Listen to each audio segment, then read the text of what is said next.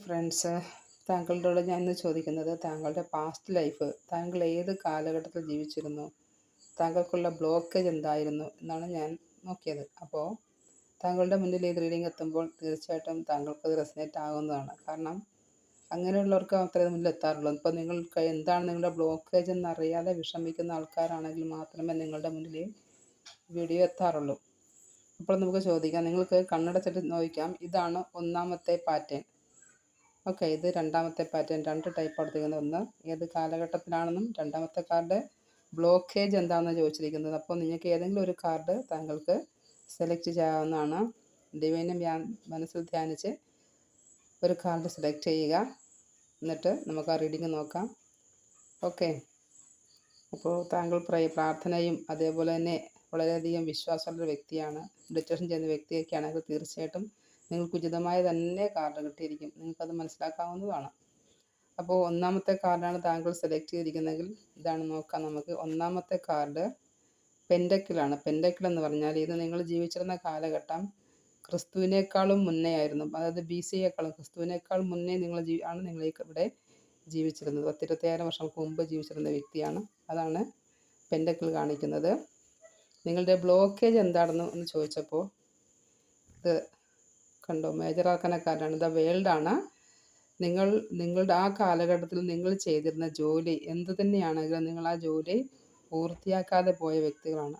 അതുകൊണ്ട് തന്നെ നിങ്ങൾ ആ ജോലി പൂർത്തിയാക്കാൻ വേണ്ടിയാണ് ഈ ജന്മം വന്നിരിക്കുന്നത്. അതാണ് ഇവിടെ കാണുന്നത്.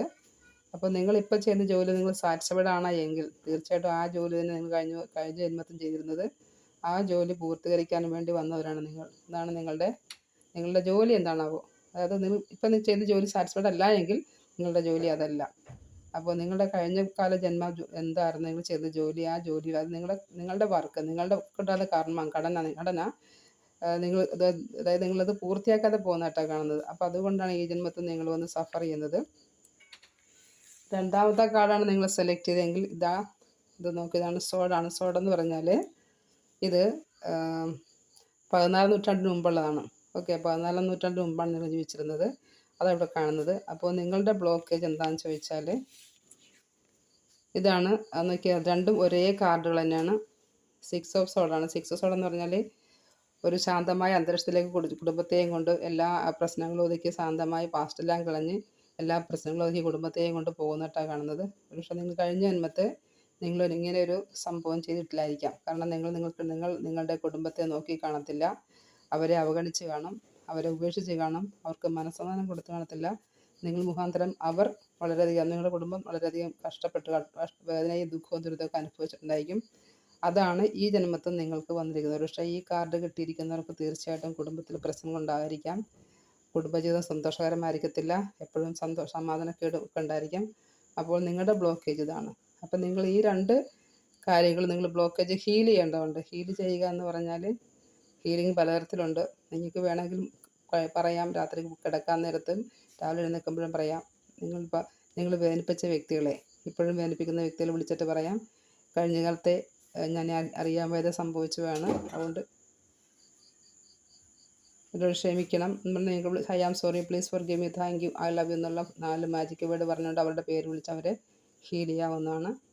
അതേപോലെ ഇവിടെ അതുപോലെ തന്നെ ചെയ്യാവുന്നതാണ്. അപ്പോൾ എന്ത് തന്നെയാണെങ്കിലും നിങ്ങൾക്ക് റെസിനേറ്റ് ആയെങ്കിൽ അത് ഉൾക്കൊള്ളുകയും ക്ലെയിം ചെയ്യുകയും അതായത് എനിക്ക് കമൻ്റ് അടിക്കുകയും ചെയ്യുക.